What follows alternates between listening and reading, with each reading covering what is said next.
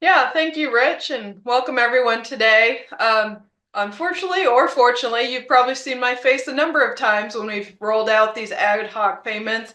I think everything from MFP to CFAP and now these American Relief Act payments, I've been kind of the face of trying to interpret and let you know what to expect out of these payments. So happy to do that again today, and Mark and Jenny are going to also tag on some important information that you want to know as well as we hopefully see these payments roll out this year. So the thing that I wanted to start out with is just, what is in this American Relief Act bill? So this was passed actually December 21st, right before Christmas. This was the day that we either shutting down the federal government or passing a continuing resolution, and that is what happened for an additional 3 months. But added on to that was a number of things that affect agriculture.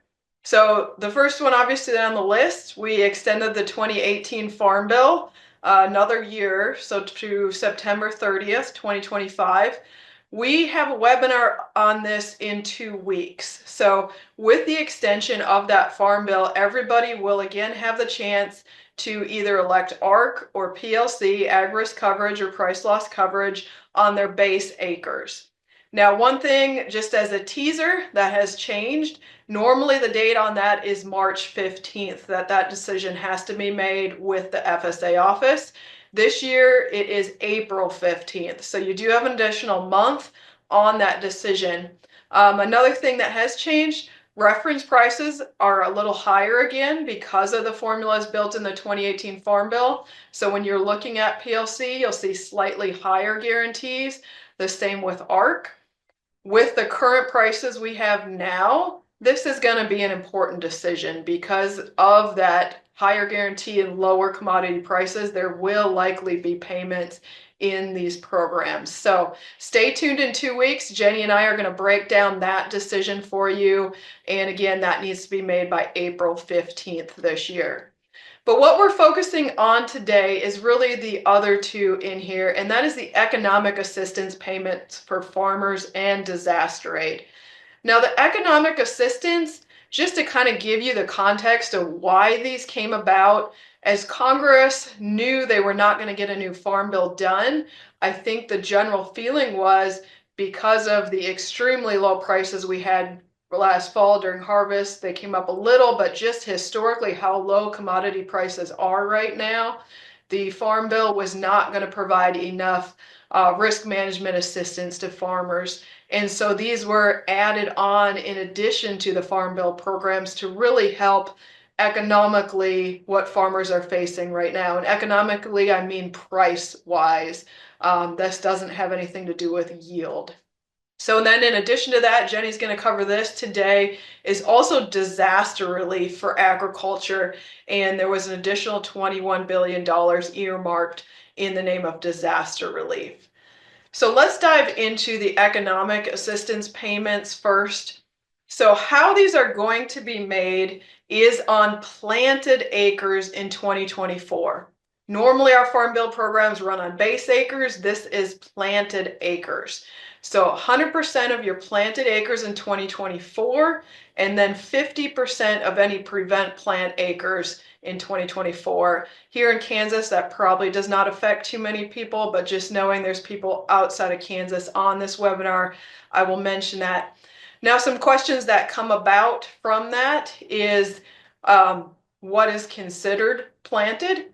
So if we're in a county that is double cropped, the way that FSA typically handles that, as long as it's an approved county by RMA for double cropping, that is then paid on both of those crops. So let's say wheat and soybeans.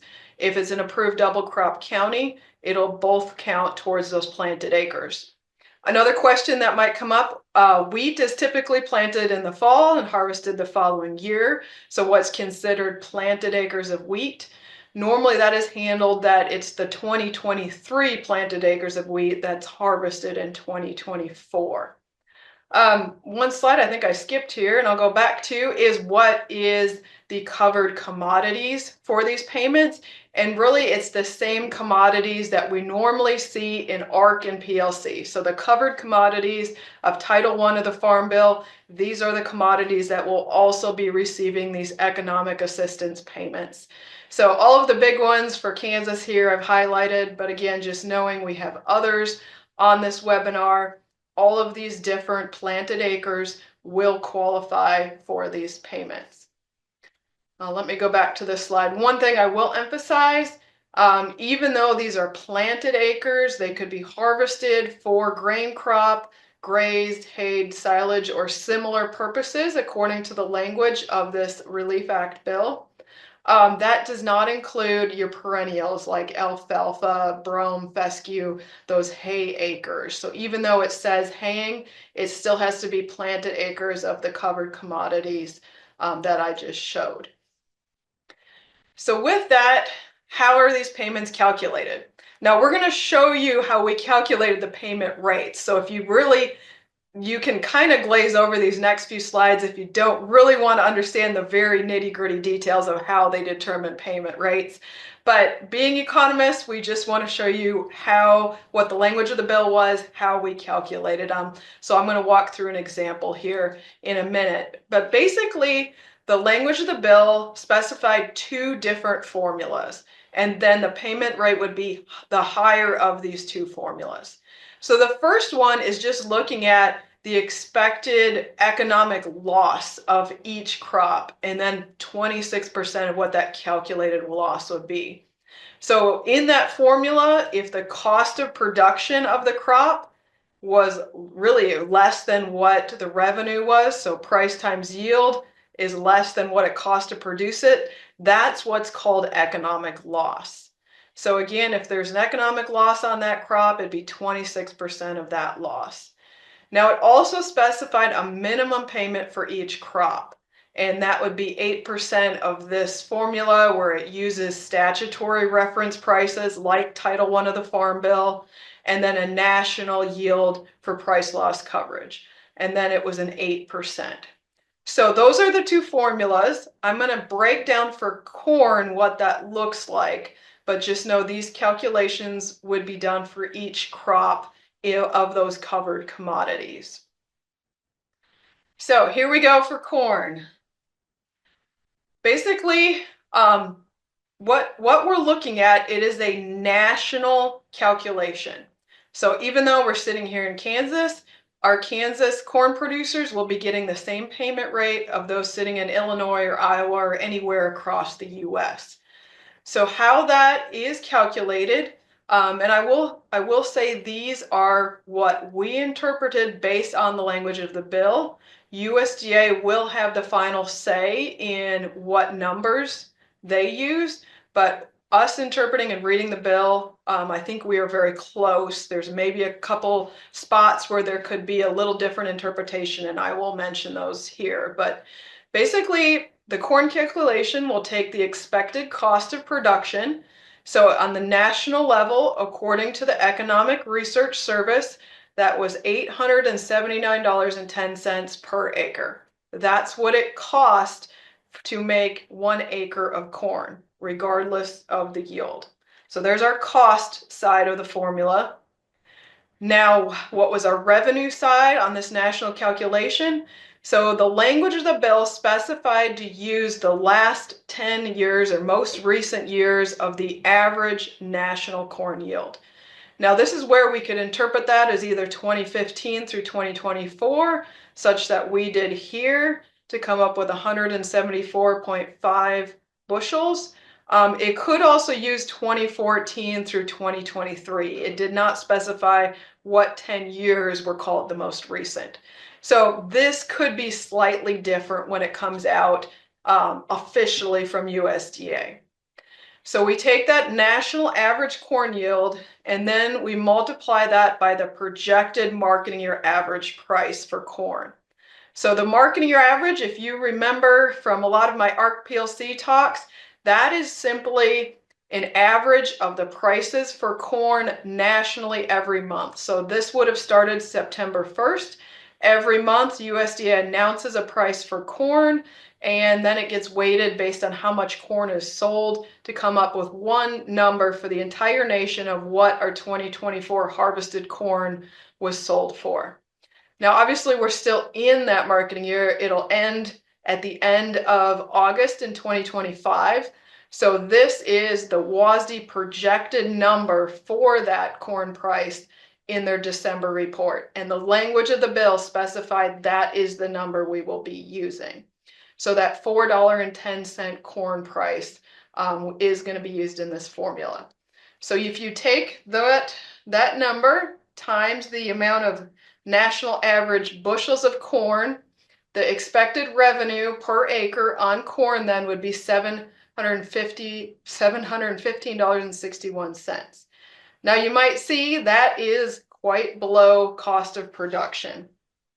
So if we take the cost of production minus our revenue, that is giving us an economic loss of $163.49 per acre. So that's the difference in our cost of production and our revenue.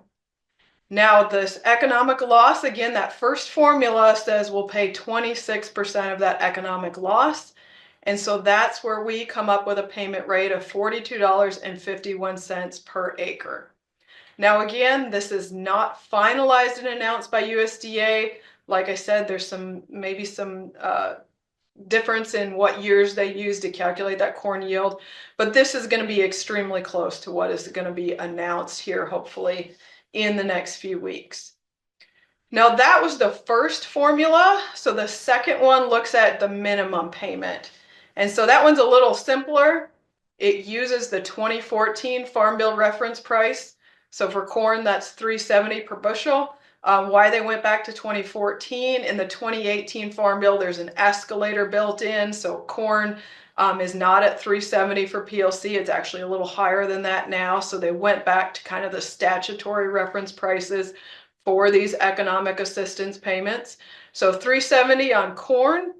Then it specified using the national average price loss coverage yield. So the PLC program, all of the farm yields, individual farm yields, a national average of all of those. So when we ran those numbers, it was 143 bushels per acre. So if you take these two and multiply them together, that is $529.36. And then the language of that bill specified 8% of that number. So really we're coming up with very close to the first formula of $42.35 per acre. So really then the bill says look at those two numbers and it'll pay the higher amount of those two. So again, here at corn it was very similar, but the economic calculation was slightly higher, so it would use that one. Now, if your eyes glazed over in all those calculations, don't worry about it because we did them all for you. And this is the slide you probably want to print or to have on hand when you're trying to figure out what the actual rates will be. So if you really want to know the formulas on each of those, we put that here for you. So what the national average yield is for all of our common commodities here in Kansas, what the projection was for the marketing year average for 24 and 25. Again, that's the December WASDE report. So that is our revenue per acre for each of these crops. And then the cost of production forecast is compared to that revenue. And as you can see, other than barley, all of these crops have a fairly significant economic loss. And again, that would be paid 26% of that number. Now you'll notice on canola and sunflowers, we don't have a number. And that is because there's just not the same numbers available, such as the cost of production for those crops. So the language of the bill said the Secretary of Ag can come up with an economic loss on those crops, but it's just not something that that data exists for to run the same formula. So there could be a number announced, but we are not able to replicate what that might be. So end of the day, here's the estimated economic loss payments, and then you can compare that to the minimum. So again, the reference price from the 2014 Farm Bill, the national average PLC yield, that times 8% gives you these estimated payment rates per acre. And then the higher of the two formulas is what the language of the act is told to pay. Again, on 100% of planted acres in 2024. Now, as you go down through here, you can see the commodities that are really on the higher side. If you planted oats last year, that's one of the higher ones, $77 per acre. Cotton, $85 per acre. Our common commodities of corn, somewhere around $42, $43 per acre. Grain sorghum here, about the same, $42.58. If we look at soybeans and wheat, we're going to be around $30 per acre. Now it's my last slide, and I'll turn it over to Mark. So what we're going to do, what we did for you is put together a pretty easy little Excel calculator just to look at what your total payment will be. And on this calculator, there actually are all the commodities that I just talked about. But for the simplification of a slide, I just pulled out the four main commodities. So that's the payment level, the higher of those two formulas. If we had 50 planted acres of each of those last year, 2,000 total acres, you could see the total payment for the commodity. And Rich, I don't know why that 36.32 per planted acre got pasted onto that table, but the total here should be around $72,000 for this example farm. I'll drop this link in the chat as soon as I get done and Mark starts here, but this is an Excel tool. All you got to do is type in your planted acres and it will tell you your total calculated payment, again, for all of those commodities that I just talked about. So with that, I'm going to turn it over to Mark. All right. Well, thank you for being here today.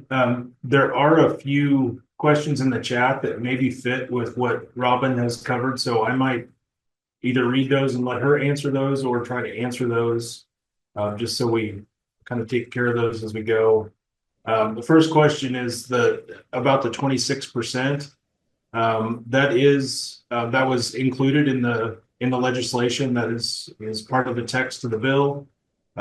So where that 26% came from, I think your guess is as good as mine or ours. I would speculate that they had a pool of funds in mind that they wanted to pay out, and that is the number that got them to that point. But that, again, that's pure speculation on my part. Yeah, and I would agree with that, Mark. Trying to get to that $10 billion target is Right. probably where that came from. The second question is would oats for hay or grazing count? And we believe, yes, it would. It does not matter that it was harvested for grain. It was for grain, for silage, for forage, for grazing. We believe all that counts. I will put a caveat on that. If oats were planted as a cover crop, which I know some areas of Kansas do, and then it was terminated by March 15th and a spring crop was put in, then those oats would not count. So that would not be a double crop situation. It would have been called a cover crop in that scenario. Yes, very, very good clarification. Another question is would these economic assistance payments, would those be split between landlord and tenant? And we believe like other payments that they would be. So in the previous crop share. In a crop share arrangement, correct. So in the previous slide, when Robin had 2,000 acres, that's the operator share of acres. In that case, that 72,000 would go to the operator. The landlord share of those acres would the payments would be calculated separately in those. And then the last question is, what is the cap on total payments? That's where we're headed next. So I'll cover that. Jenny or Robin, you want to add anything to those responses to those questions, or Todd? I think. Oh, go ahead, Todd. Yeah, Mark. The only thing I was going to add is on the question regarding the share split. Yeah, since we're using 24 planted acres, And the shares will be paid out based upon how those were recorded on the 578 report of acres for the 2024 program year. Yep. Thank you for that, Todd. Oh, thank you. You want to do that last question, Mark, or should we jump into yours and then take more questions at the end? I can try to cover that. And so the next question, then we'll jump back into the payment limitations, is if a 100-acre bean field wasn't even harvested, the yield was zeroed out. We believe that that it would count for this. Again, it doesn't have, from our understanding of the legislation, we're based on planted acres, not on harvested acres. So unless someone disagrees with that, Todd, you feel free to. And Mark, Mark, I would agree with what you just said. It was my understanding that this is going to be on planted acres and not harvested acres. Mark, all right, you should have control of the slides, so go ahead and do that. Okay. I'll jump into the discussion on the payment limitations here, and I may get a little deeper into this than maybe some of you want, but I think it's important to have this discussion about the payment limitations. So within the text of the bill, it does specify that the payment limitation is separate from other USDA payment limitations. So this program by itself will have $125,000 payment limitation if, if less than 75% of your average farm income or average income comes from farming or ranching. And we're going to dig a little deeper into what that means. However, if your average income is greater than 75%, then you may be eligible for essentially an additional payment limitation, or up to $250,000. So we believe that the payment limitation calculations based on prior programs, based on CFAP and ERP, if we're using those as a model, there is a little bit of uncertainty with how those payment limitations might be calculated, or that 75% calculation. We do know that income from 2020, 2021, and 22 will be averaged to determine that 75%. So I guess I'll move forward and maybe dive a little deeper into this.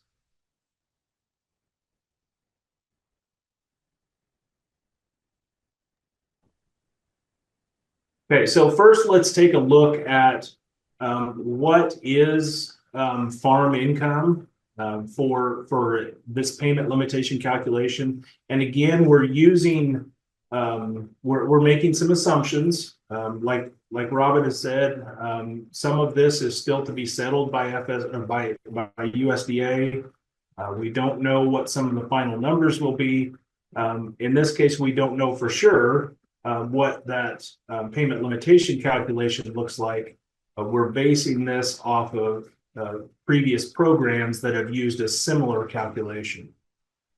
So to get to that 75%, we're going to take all income, and I'm going to refer to this in the context of a sole proprietor who's maybe filing a 1040, a Schedule F and a 1040. There's some nuances when it comes to entities, but the same general concept will apply.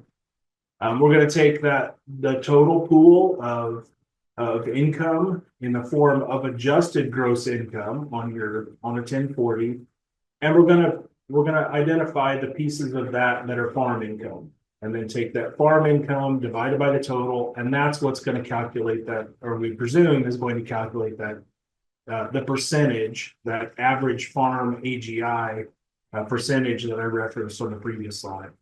So from current FSA handbooks, the 6PL, we can identify that Schedule F, the profit on there is farm AGI. I'll note that we're dealing with net on Schedule F and not the gross amount. Those two numbers can vary quite a bit. So we're looking at the net on Schedule F. That handbook also references income from the production of livestock. So presumably that includes the sale of breeding livestock, which from a tax standpoint is not reported on Schedule F, or typically not reported on Schedule F. Instead, that is reported on Form 4797, along with machinery sales and farmland sales. Also income from finishing or feeding livestock, products derived from livestock, production of crops, the row crop side of things, gain from the sale of farmland, rental or lease of land or equipment used in farming, and I think there's some nuances that go with that.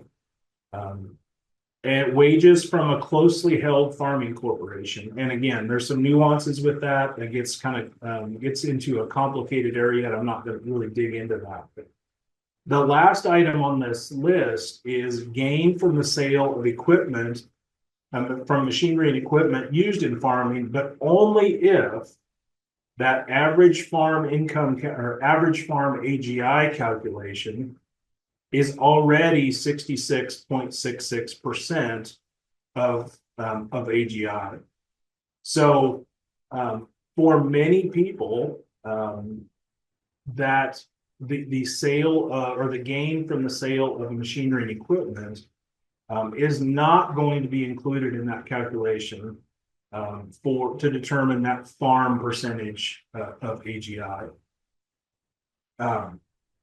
And that can be a little bit problematic in certain circumstances. And here's where I'm going to maybe get into the weeds a little bit. And for you tax nerds, you'll enjoy this. If you're not, you can tune me out for a little bit.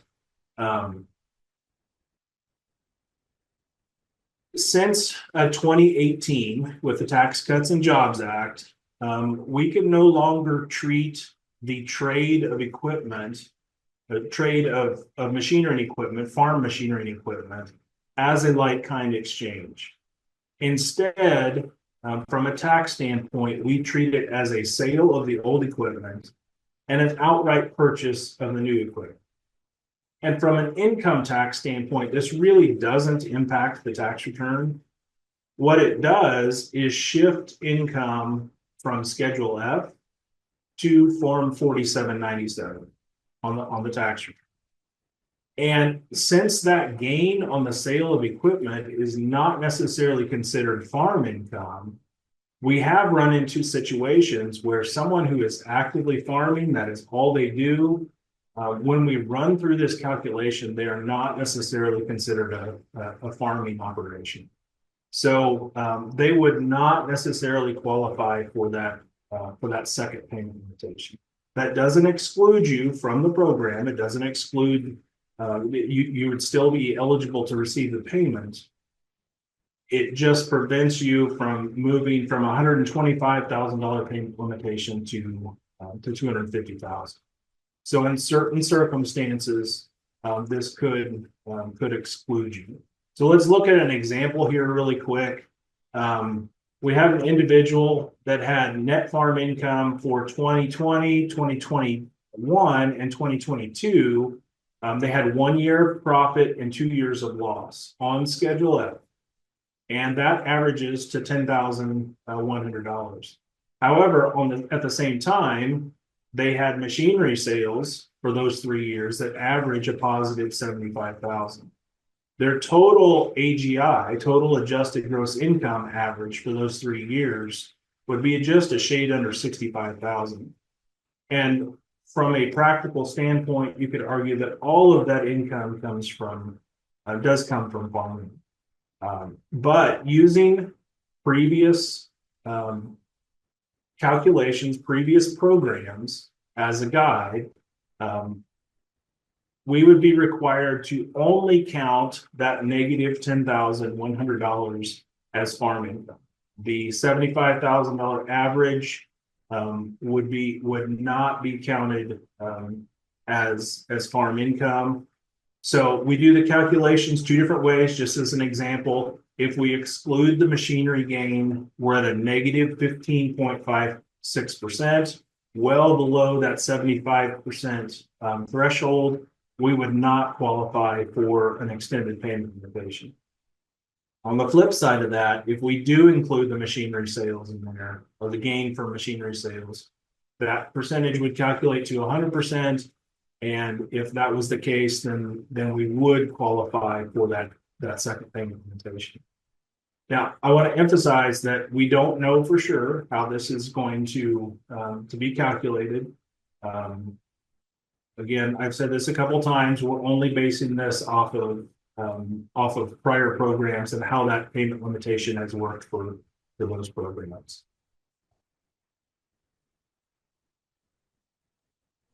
Hey, Mark, this is Todd.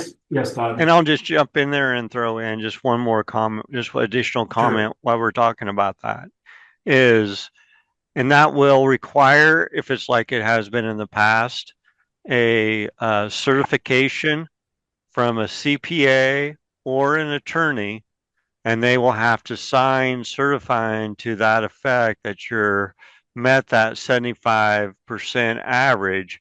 And we do that on a CCC 942 form. And again, that's just speculating based on what we have done in the past. That's a very good point. Yes. That is not something you can self-certify. That is something that a CPA or an attorney, and only those two options, would have to verify with your local office. Very good point, Todd. Just another general comment on payment limitations. This is maybe a reminder to you, not necessarily specific to this program. If you are farming through an entity, whether that's a partnership, an LLC, corporation of some sort, payment limitations can be somewhat complicated. For an entity that has a liability protection for its owners, so an LLC, an S Corp, or a C Corp, those entities will only receive one payment limitation at the entity level. It doesn't matter how many owners there are. It doesn't matter what the structure is beyond that. At that entity level, they would hit that $125,000 limit or $250,000 if they qualify for the expanded limit. General partnerships, on the other hand, can potentially, and I've highlighted potentially there, receive more than one payment limitation.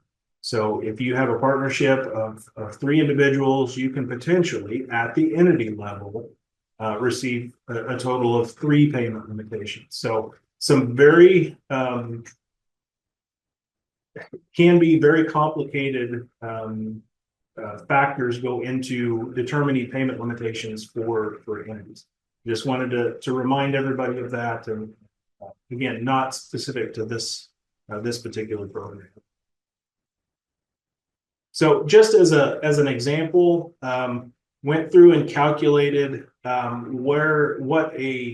what type of operation may hit those payment limitations. If it's strictly corn, soybean type of operation, that might be more typical in eastern Kansas.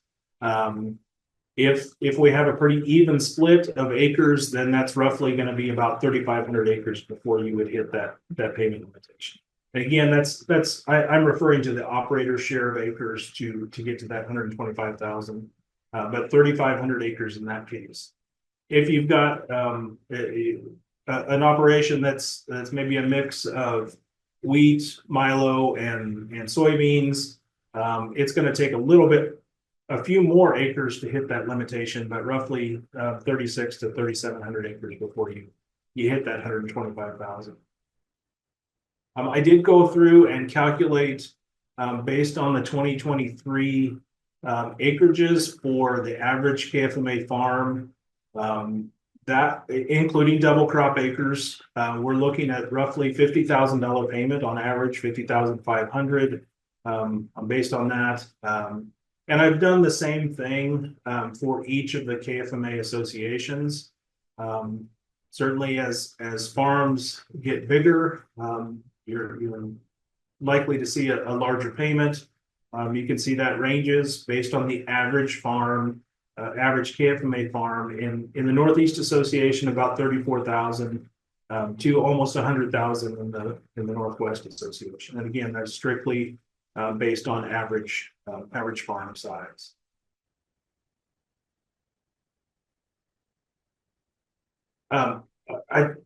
I'll maybe touch on the timeline and then turn things over to Jenny.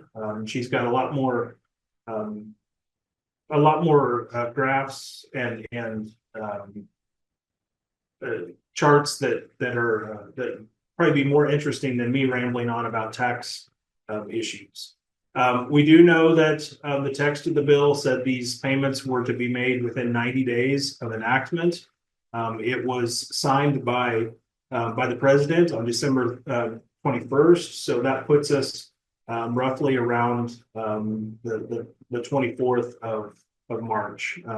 Given the weekend and things like that, we should expect to see payments by that time. So, Mark, you had a couple questions in the chat okay. that you might do before we move on.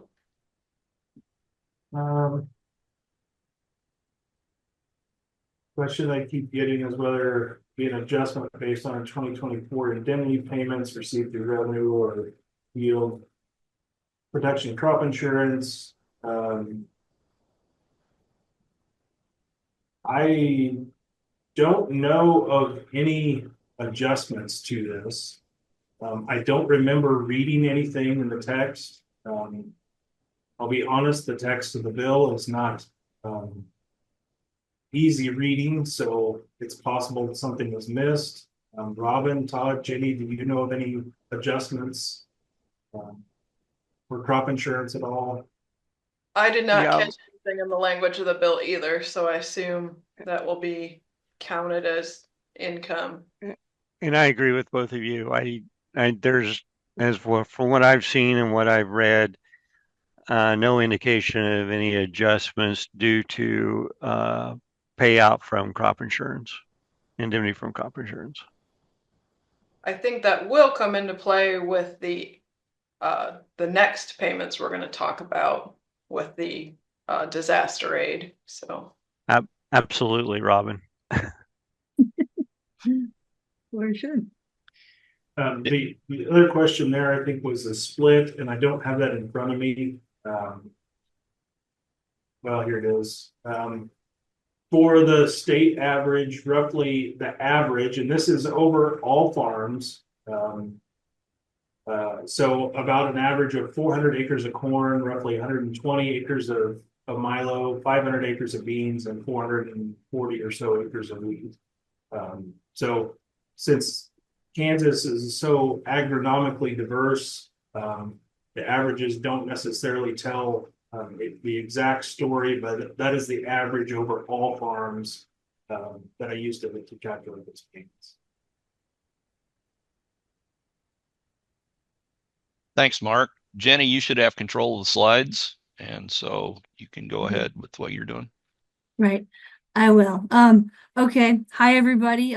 We're great to have you all here. As a reminder, we have a lot of resources on agmanager.info. The slides will be there. The spreadsheet that Robin and Mark discussed will be there. We also have a brief that goes through the payment rates, and it has this map on it. This shows the estimated average economic assistance payments per acre for the state of Kansas. So if you look at the entire state here, it's going to range from about $30 to $40 per acre on average. This averages across all crops for the entire state. So this really does reflect the crops with the most acreage. Corn and milo, those are over $40 an acre. So counties with more of those crops have slightly higher averages. Wheat and soybeans are around $30 per acre. So those are going to be a little bit lower. I just didn't see a question pop up. So the source of data we used for this was the acres that were reported to FSA that we pulled from the website. Whether it's that particular form, Todd will have to answer, but I did get the county level acreage planted, felled, and prevented from from the FSA website to calculate this. If you're not joining us from Kansas, I would say the average payment rates are going to look similar across the sort of Corn Belt, Midwestern states, and Plain states. I have seen some reports from other states, and I think Terrain put out a national map on these average payments per acre. Let's see. Okay. Okay, there we go. We also have an interactive map. This is for the state of Kansas on agmanager.info. If you want to see the total acres, eligible acres per county for a specific commodity or all commodities, you can use it. And you could also see the total payments for counties. I think we have 28 counties in the state that will get at least $10 million or are predicted to. But the link is here. You can select a particular crop. So corn, soybeans. We also were able to get sunflower acreage, canola acreage, a couple other the crops with smaller acreage we put in there when we could find it. You can pick total estimated payments or total eligible acres, and then you will get a map that can be downloaded. Actually looks a little bit better when you download it on the website. But what it's going to give you is a range of the levels, either total payments or acres throughout the state. And if you're on the website, you can scroll over each county and it'll show you what the exact number is for a specific county, whether it's eligible acres or total payments. Right. Next, I'm going to move on to the agricultural disaster aid. So these first two slides are basically, they're a summary of what we know from the legislation, which is a lot less than the economic assistance payment. So there's going to be some more speculation here. What we do know, it's going to cover losses to crops from different types of natural disasters. There's a whole list of them here. Drought is going to be the big one for Kansas, but there's also wildfire, smoke exposure, a lot of different natural disasters that could be covered under this program. Next slide. Not all of these are, I don't know where some of them are relevant, like molasses, but what I think is relevant for Kansas or a lot of the Midwestern Corn Belt states covers a maximum of 90% of losses for producers with crop insurance or NAP, 70% otherwise. There's also some portion that is set aside for livestock. The common, I guess, assumption or belief that I heard is that this is going to look a lot like ERP, the sort of 2 rounds of emergency relief program that we've had. This is not official yet. The secretary nominee, Brooke Rowlands, she was quoted saying she wanted to get payments out fast and furious. So if that is the case, if they want to get out the payments quickly, it will probably help to use a program that they used before. So I wouldn't be surprised if this looks a lot like the ERP. I'd also speculate perhaps there were some lessons learned from the first few rounds of ERP that might be addressed this time around. But again, this is mainly what we know. I would also add for livestock, the emergency ELRP, and that was basically a top up to the LFB Livestock Forage Disaster Program. So, if you had forage in a drought afflicted area, you could get a top up for that for 2003 and 2004. Again, what I did want to do is see what did natural disasters and crop losses look like in the state of Kansas for 2023 to 2024 to see how important these payments might be to Kansas producers. Again, if you're not joining us from Kansas, the data I used is publicly available either from the Farm Service Agency website or the USDA Risk Management Agency. So pretty easy to replicate this for other states if you want to go ahead and do that. First of all, you can look at disaster declarations made by the U.S. Secretary of Agriculture. So what I have on this map is drought designations for 2024. Now this could have happened anytime throughout the calendar year. The states in red were declared to be a primary county for drought sometime in 2024. The sort of kind of in between that kind of melon color, those were contiguous counties, and the lightest counties had no drought. So, you know, other than some counties in the Northeast and then Cheyenne County in the far Northwest, most counties were a primary county with drought at some point in 24 or a contiguous county. I'm going to forward here to this slide. We can compare that counties where there was a drought at some point in 2024 to crop insurance losses to date.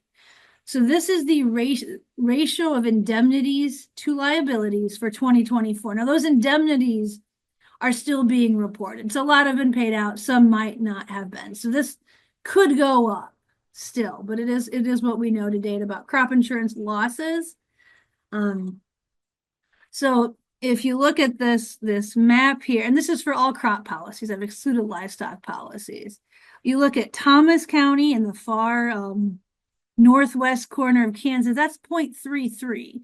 So that means the indemnities that have been paid out to date are equivalent to a third of liabilities, which suggests that there's some producers up there in the Northwest and surrounding counties as well that have experienced some pretty substantial crop losses. You also see some fairly large losses, central Kansas, some counties in the Southeast, some counties in the Southwest as well. Northwest, it looks like the crop yields were better. Mark can confirm to agree to this aligns with KFMA. I'm guessing it does pretty well, but if you look at this and you look at the drought designations, they line up not perfectly, but pretty closely. Can also look at 2023. So nearly all counties in 2023 had a drought declared at some point during the year, other than some counties in the far Northeast. So drought was pretty widespread for everybody at some point in 2023. So if we use crop insurance data, we could look at actual yield. So for 2024, that's still in progress. I just reported the indemnities to liability to kind of aggregate all that. But 2023, we know the county yields have been reported by RMA, so we can look at what were 2023 yields relative to expected yields. So again, to give you an idea how large were crop losses that were likely caused by drought or some other natural disaster. So if you look at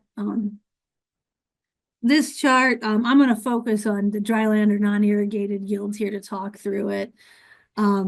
We did try to put two maps on the slide, so you might need to zoom in to get a better idea of what your county looks like.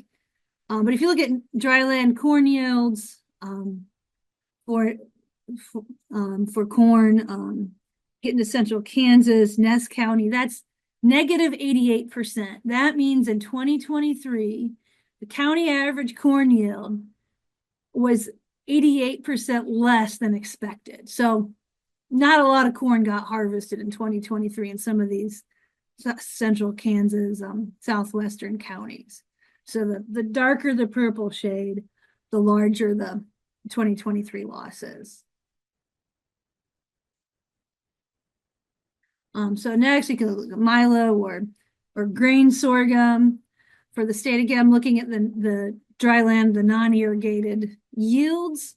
And you can see if you look sort of central Kansas, a lot of the actual yields are lower than expected. If you go down here to Edwards County, that was negative 75%. So average sorghum yields were 75%. Those sort of the reported sorghum yields in 2023 were 75% of what would have been expected. Pretty low for a lot of other counties as well. Next, we move to soybeans for 2023, ratio of actual to expected yields. And for this, you really just see that the soybean yields got worse as you move to the southwest throughout the entire state. And some of these counties, Greeley, Wallace, other ones, you look at negative 90%. So, not a lot of soy, basically not many soybeans made it in 2023 in the far southwest. Similar picture for wheat for 2023. This is winter wheat, so planted in the fall of 22, harvested spring, early summer of 2023. And that gets this, if you go to the far southwest, Morton County, negative 96%. So there's basically no crop in the far southwest of Kansas in 2023. I put a disclaimer of all of these maps because again, we don't know the rules for this program. These are, to give you an idea of what types of natural disasters drought was experienced in Kansas in 2023 and 2024, and how bad those losses were. So I think it's safe to say that a lot of counties experienced drought over the past few years, and it was reflected in yields and in crop insurance indemnities in 2024. So to wrap up here, first of all, the 21 billion that's been allocated, that's for 23 and 24. This is twice as ERP1 was supposed to cover emergency. The first round was supposed to cover 2020 and 2021. This is twice as much. Now, some of that's going to go to the hurricane losses, which were pretty substantial, but it's a pretty large amount of funds, historically speaking.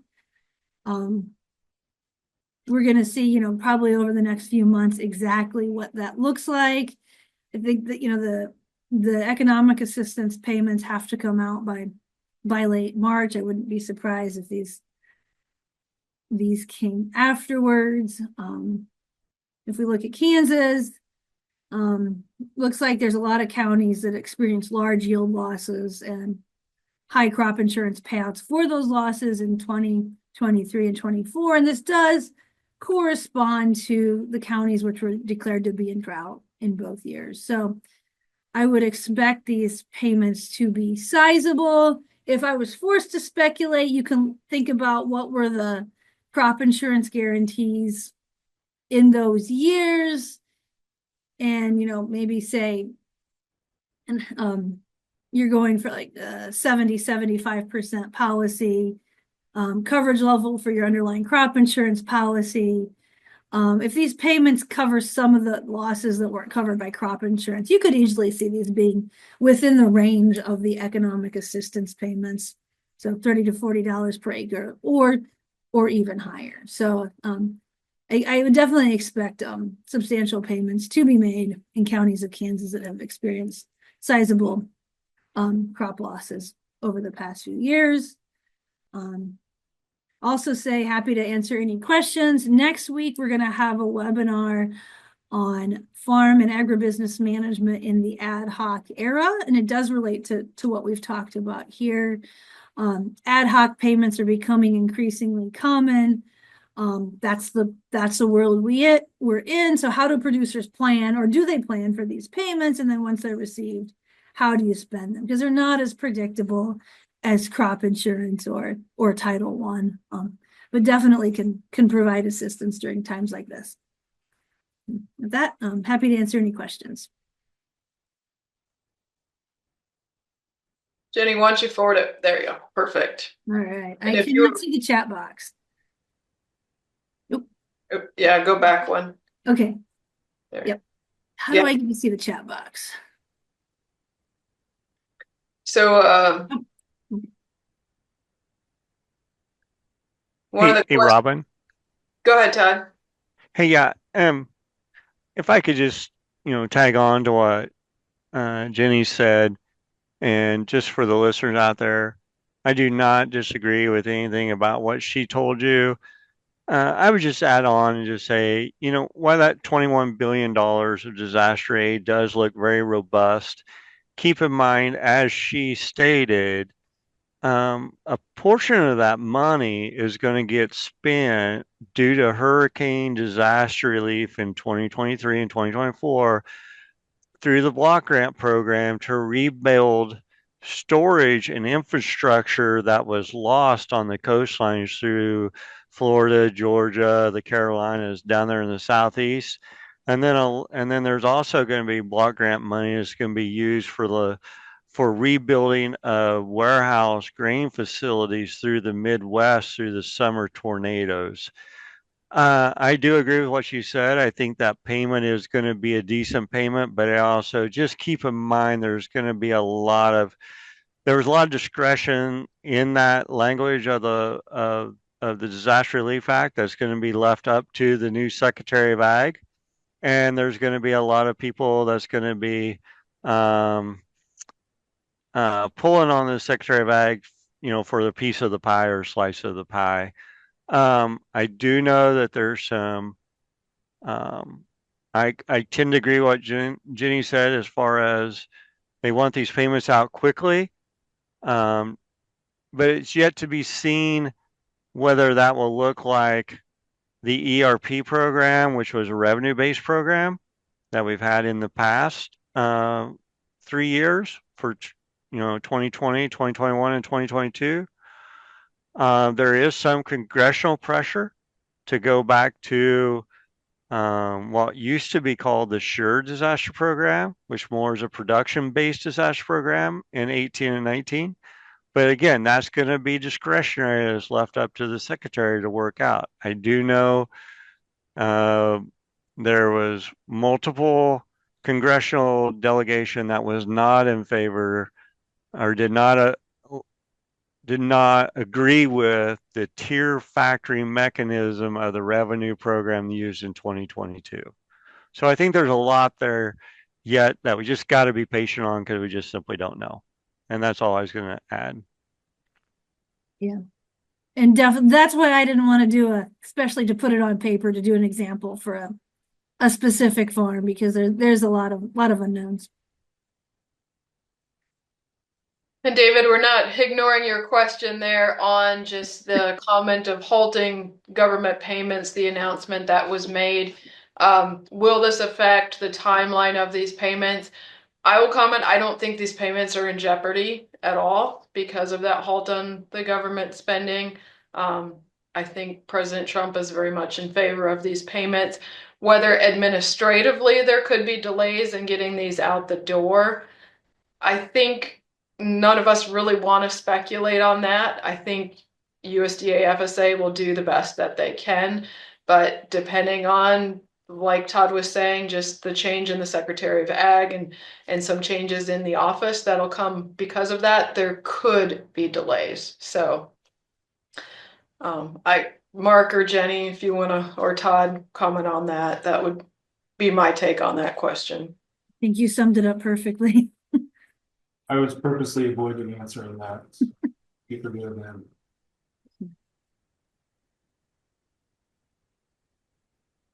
Folks, if you have more questions, go ahead. There was that comment that the freeze on government payments may be being rescinded, according to a White House report. If you do have other questions out there, let us know what they are. Oh, that's an interesting one. Yeah, I would not anticipate any demographic differences in payments this time around. Same.